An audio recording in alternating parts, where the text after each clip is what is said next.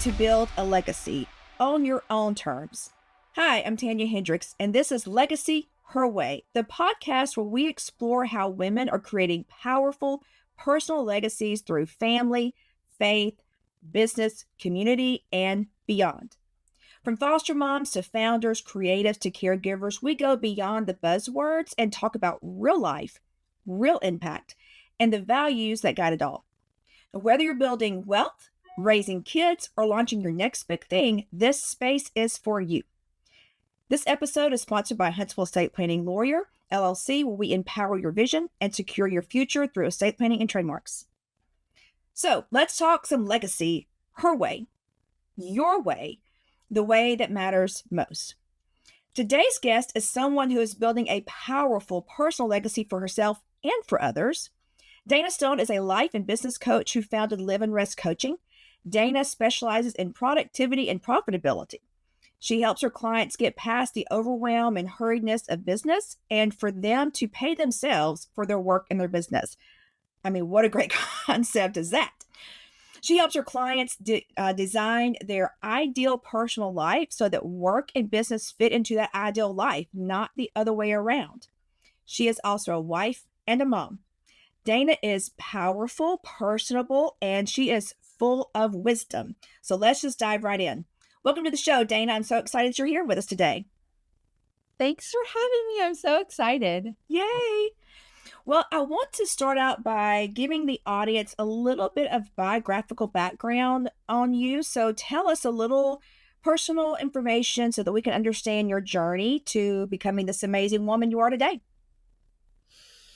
One day I woke up and I was like grown and I was like, what happened? How did I get here? And it's funny. It's like, I've lived all these lives. Do you ever just look back and you're like, oh my God, that was a different lifetime ago. Yeah. Was that actually me? So I actually I'm a mom of 4. Wow. I have 2 grown and 2 at home still. And then my oldest, I just became a grandmother. Yay! Congratulations. Yeah, so exciting. I've got a little 6-month-old grandbaby with my daughter. I have 3 boys and 1 girl. And, I did the path, the normal good girl, everyone does it path. I went to college. I got my big girl job. I did all the things, checked all the boxes. And I was like, oh my gosh, what am I doing? And so headed into the world of entrepreneurship. And I haven't looked back. I keep redefining what success looks like for me. And in this season of life, I am the host of Rocket City Momentum Show. So that's a YouTube show. And just recently co-partnered with some other amazing people to start Rocket City Momentum Media and Coaching. All right. And we're actually going to talk about that. I do want us to talk about what's happening with Rocket City Momentum, whether it's the YouTube show or it's the media coaching business. But I want to come back to something you just said, which is you define success differently at different parts and different stages of your life. What does that success look like to you in this stage? Yeah, you know what? Success is somewhat of that legacy that you were talking about. And I would say this is something that I work with clients a lot about because vocabulary, I think, is important.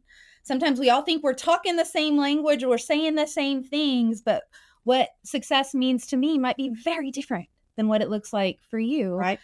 And so at this stage in my life, and this has evolved, but it's really about the lives that I'm touching, whether it's my children, whether it's my husband, whether it's my clients.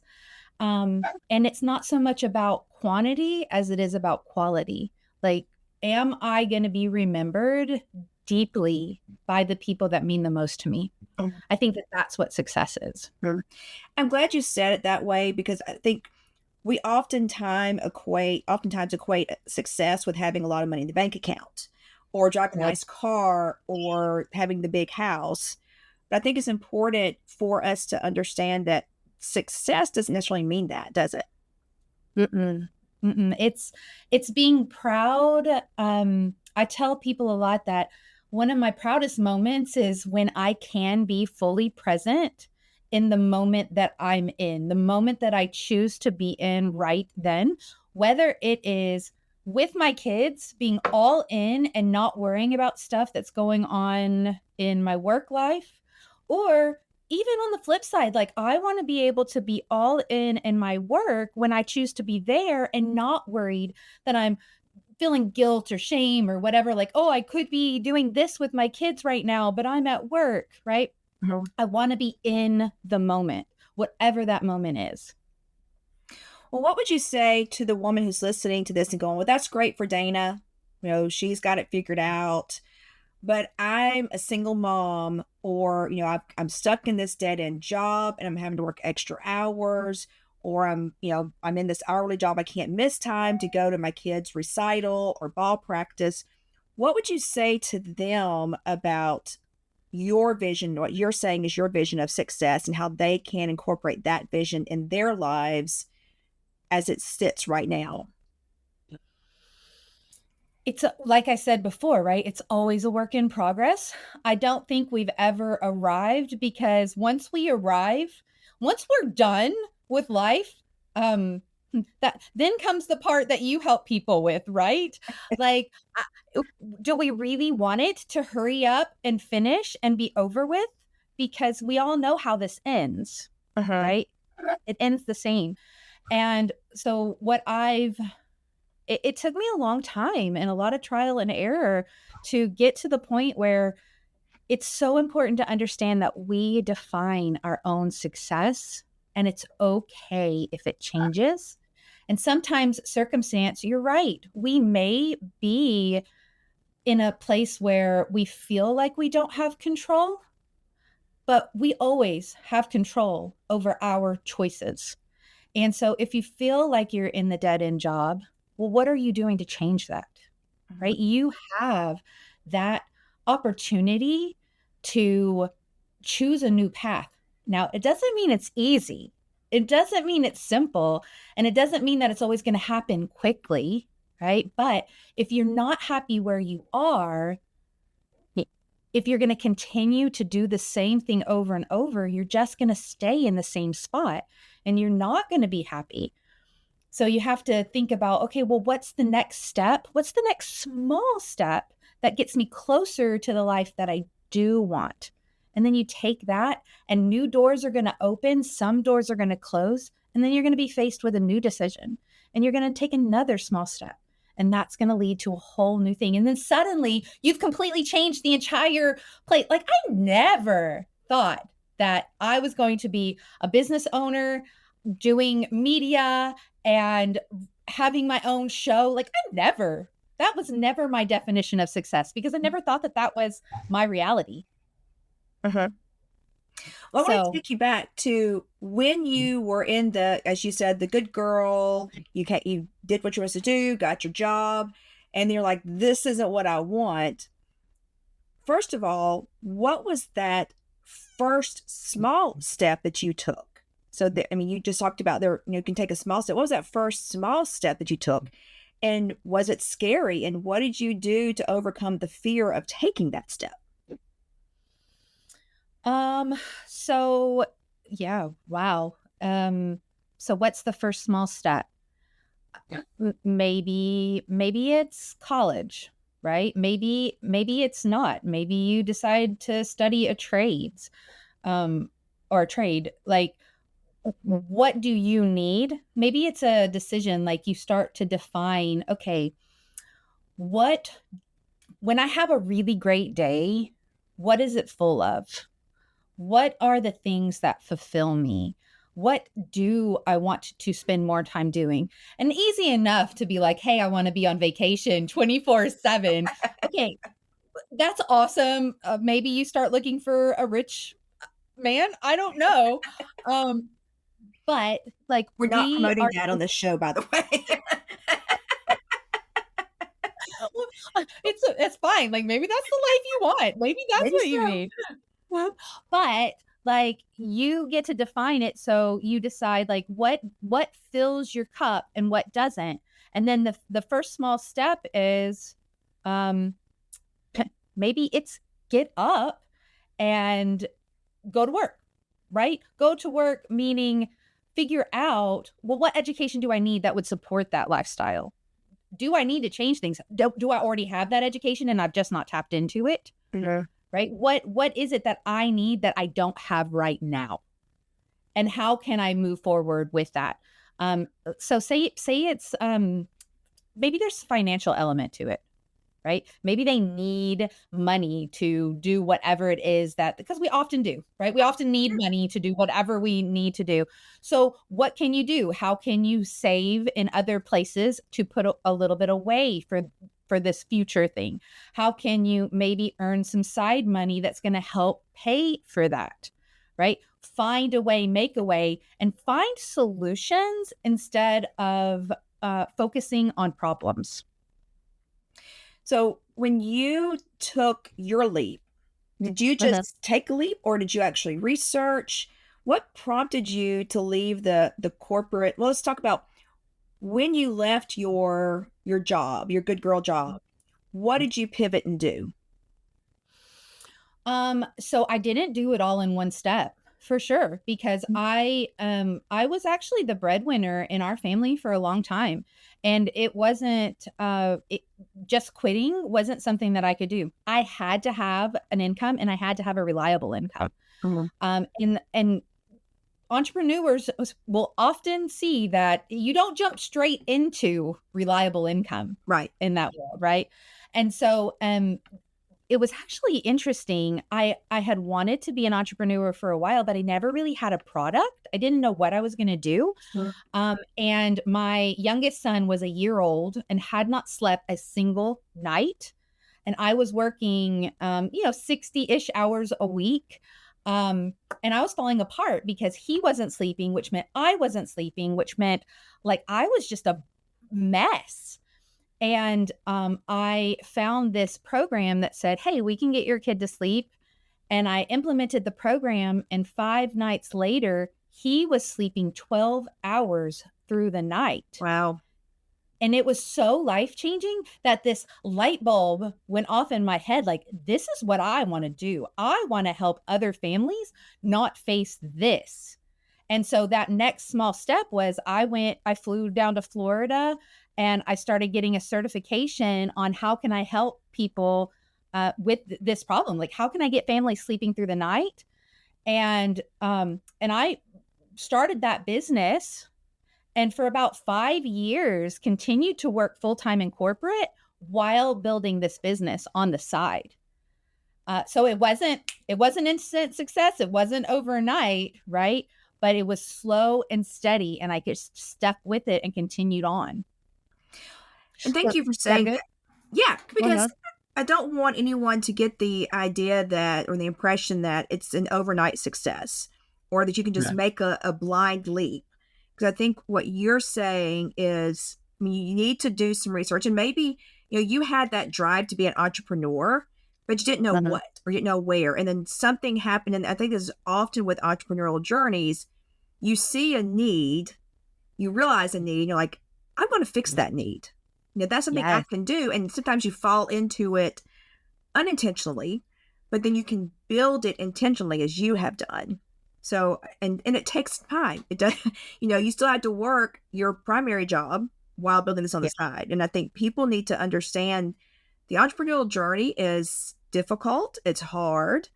And it takes a lot of elbow grease to get things rolling. Yeah. It's like anything in life. There are people that if you're looking at their success journey, like they've already gotten to this certain level and you're seeing all of their highlight reels, right? For sure. You see such a small part of what it took to get there. I would almost wager to say like most overnight successes have 10, 15 years of grind where they're climbing and they're trying before they really hit it big. I mean, there might be some overnight instant successes.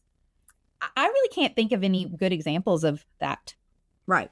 Yeah. I can't either. Like you said, it's a grind. It's a Yeah. climb, and it's just consistently showing up to pursue whatever that passion is that you're trying to pursue, whatever you're trying to build.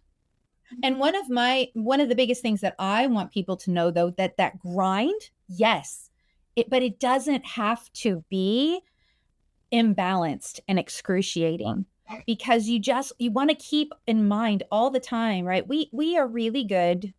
I'm really good at setting beautiful goals and looking out into the future and being like, oh, I can't wait until I reach that day. And I'm always looking forward. But what we really need to spend more time doing is stopping where we are. It's great to see that horizon and that goal in the future, but looking back to see how far we've come and celebrate that, Right. because we don't spend enough time there, especially when we're always moving the goal further. And I see a lot of people will get close to a goal and they're like, okay, well, if I could have done, I'm this close, I'm just going to move it. And it's like, well, that's fantastic. But you know what? You deserve to hit that goal and celebrate that goal and then set the new one. Right. Very good. Very good. Again, it goes back to, like you said, living in the moment, living in the day, understanding that concept of being, present for today, which, I want to ask, because you've got children, you said you got adults and you got young ones. Did they represent, so your two oldest ones, were they still living at home and young when you were working in the corporate world, or did you pivot after they were adults? What was that time frame like?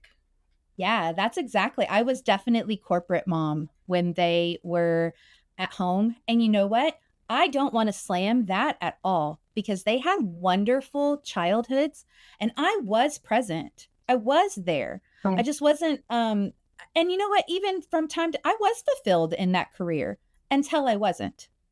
Right? Yep. And I think that that's important to know. Like, and I don't think that my younger children have had a better childhood than my older kids. That they have had a different one.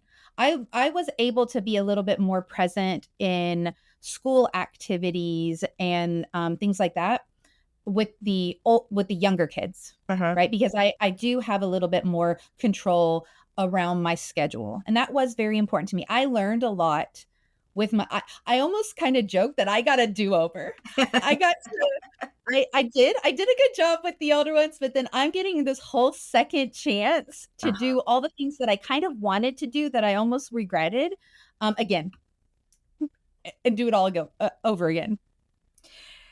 So because there is that difference, I'm wondering if what your children are inheriting from you will be different. So are you being intentional about what your children inherit from you? And I'm not talking about inheritance as in you're getting this house, you're getting this money. I'm talking about those things that, it's not physical inheritance.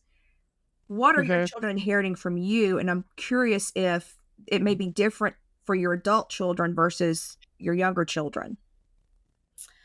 You know what? I think if I would have to say one thing I'm doing a little bit different with the younger ones is that I am more intentional about talking through struggles, putting words around emotions and feelings, and also considering different perspectives of other people's lives. It's something that I learned, through life, was that I would say younger me probably had more of this is the right way to do things. And older me has well, there's a lot of right ways to do it. And what's right in this situation may really depend. And there's a lot of different perspectives around things. And being more open to discuss perspectives and differences, and that there's not always just one right way. It's something that's very different between my sets of kids. Okay. And what the older, so me and my daughter, so the one boy and the three boys and one girl, right? so I obviously get to talk to the girl a lot more about things like that. And I think that she almost got to grow up with me too. And she sees, we've talked about it. She sees the difference and what, the journey has looked like. And I think she's taking some of that into her life as well, even though maybe that wasn't me when she was little. Mm-hmm. Right. And just continuing to evolve.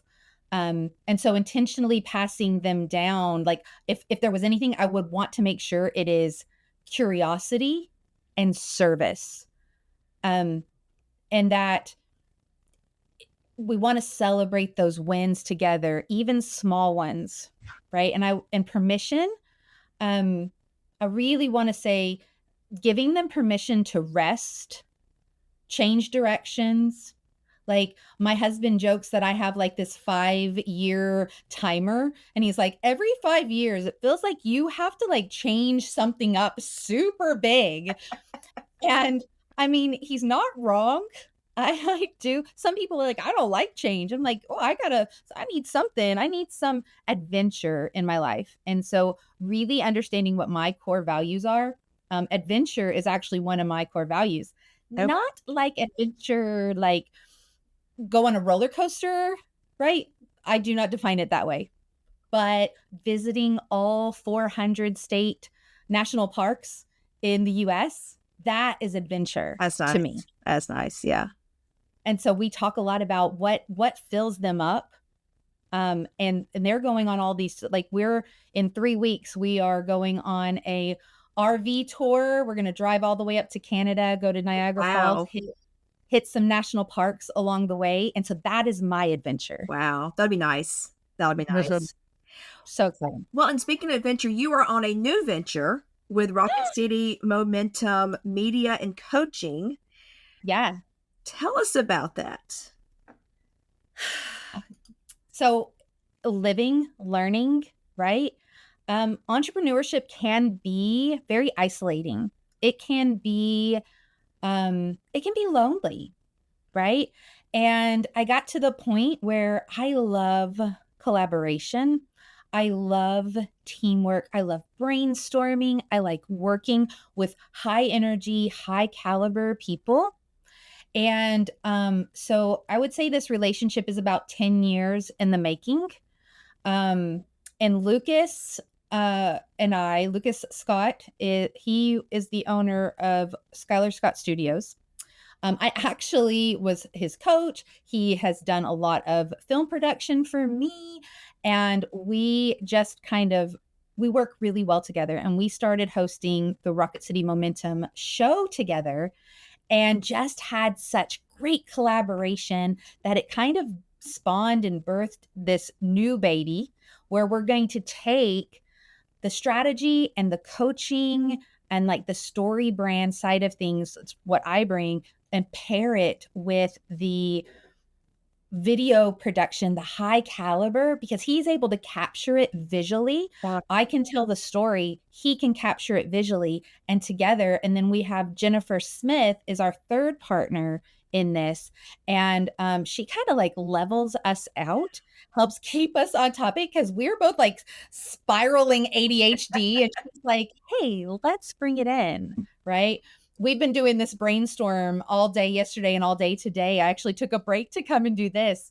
And it's just so great to see all of us playing off each other's strengths. Uh-huh. And so we're really trying to capture the story behind a brand and bring it to life so that people can connect with their ideal clients easier. Building like the whole, like, how can I attract people to my brand and what I stand for? And help them see, I can solve the problem they have. Yeah. That's our mission. That is awesome. And you're still doing, though, the Live and Rest coaching. So what will happen is it's migrating into this business. So we'll still have my legacy products with the coaching. It'll just be coming through Rocket City Momentum more sooner rather than later. That's all a work in progress. And same with him and Skylar Scott Studios. It'll be starting to funnel into Rocket City Momentum. Nice. You mentioned legacy. So I want to ask you this. I mean, the title of the show is Legacy Her Way. What does that Okay. mean to you? What does a legacy mean? Well, Legacy Her Way. Oh, what does legacy her way? Gosh, it's that ability to honor your design, right?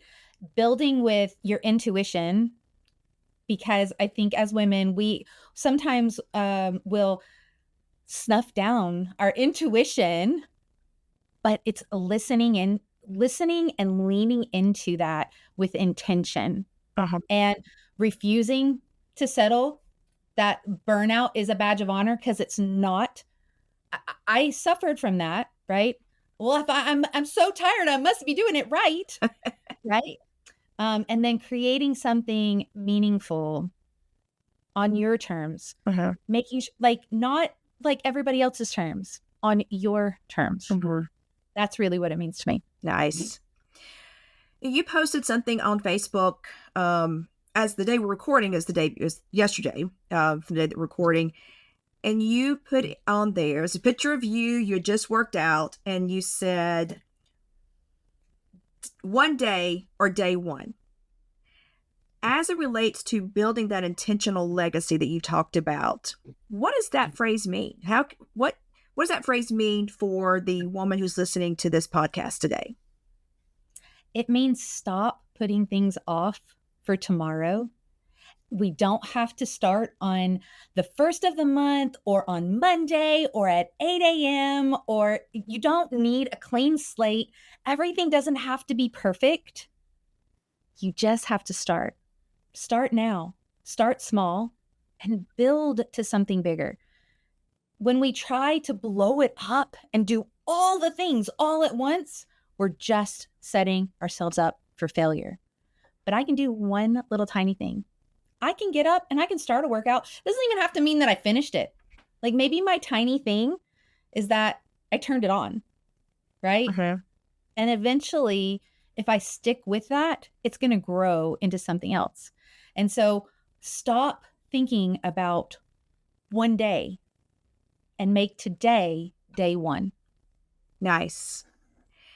And you may have the same answer to this question, but I like to ask this question in these interviews is, what's one thing that you're doing now that you wish more women knew that they could do? Forgive yourself. It's okay. Like, we all make mistakes. Nothing's going to be perfect. It's okay to proceed without knowing all of the answers and without seeing the exact clear path all the way to wherever it is you want to go, right? When we leave our house on a vacation, we can't see clearly all the way to that destination, but we have a guide and we know that we're going to come up and we're going to turn. Some roads are going to be blocked. Some ways are going to be detoured, but you just have to start and forgive yourself for not knowing all the answers, because you're going to find them along the way. Well, thank you so very much, Dana. I know that there are probably some people who want to connect with you. And I want to give you a minute, though. I mean, is there something, because I know you do the coaching, you do Rocket City Momentum, you do Rocket City Momentum Media, and that your personal coaching is kind of morphing into Rocket City Momentum Media. Do you want to talk a little bit about Rocket City Momentum, the YouTube The show? Yes, let me talk about that, because it's so exciting. So it birthed last year. We had our very first season last year, and we had this goal of highlighting amazing things going on in the Rocket City, people doing cool things, right? And that was 12 shows. Each show had a different theme, and we loved it. And we were hooked. We were like, yep, we're on to something. This summer, we're starting season 2. Actually, Monday will be our first film day for this season. But what we're going to do a little different is we are going to follow 8 entrepreneurs through the summer. They have all met with us. We've kind of talked about struggles in their business.